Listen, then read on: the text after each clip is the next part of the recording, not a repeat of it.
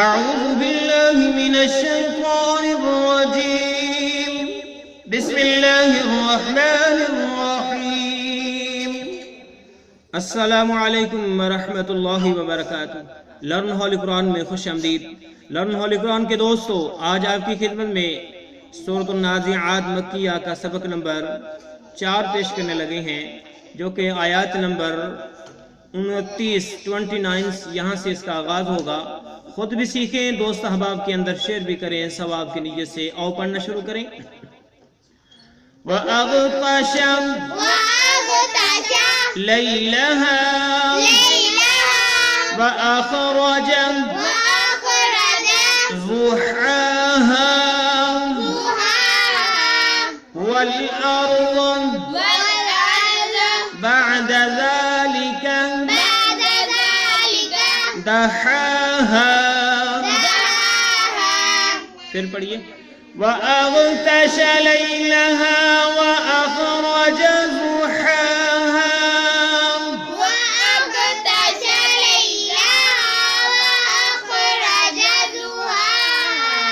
وَالْأَرْضَ بَعْدَ ذَلِكَ دَحَاهَا۔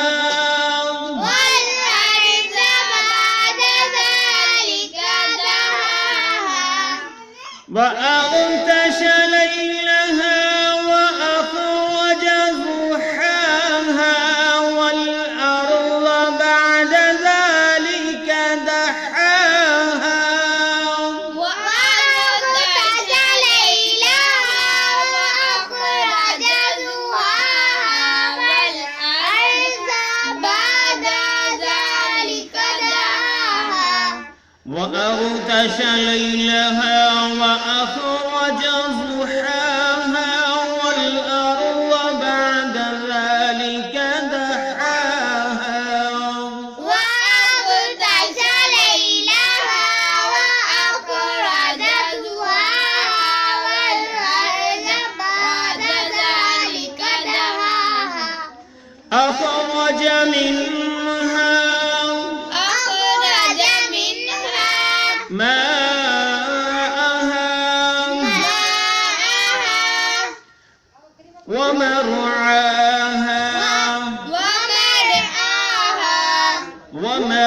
ومرعاها والجبال أرساها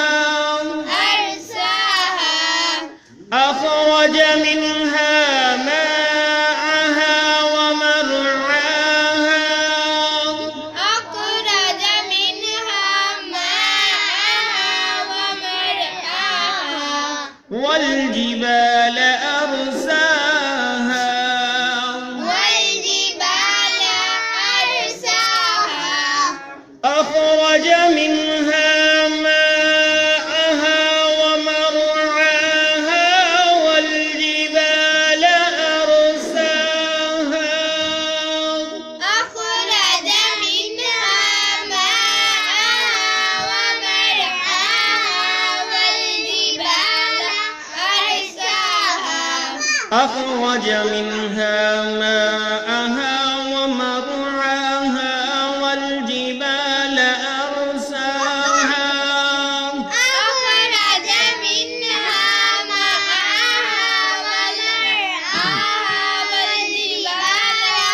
أرساها متاعا لكم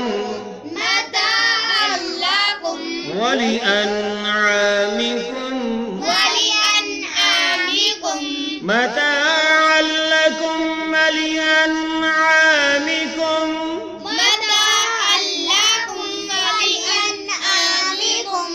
متاعا لكم ولأنعامكم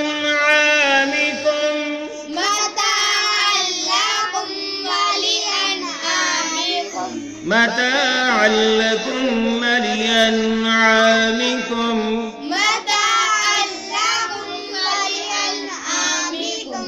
یہاں تک آج کا ہمارا سبق ہے۔ ابھی جو ہم نے پڑھا ہے اس کے معنی سیکھتے ہیں، پھر اس کے بعد ہم جو ہے ہمارا سبق مکمل ہو جائے گا۔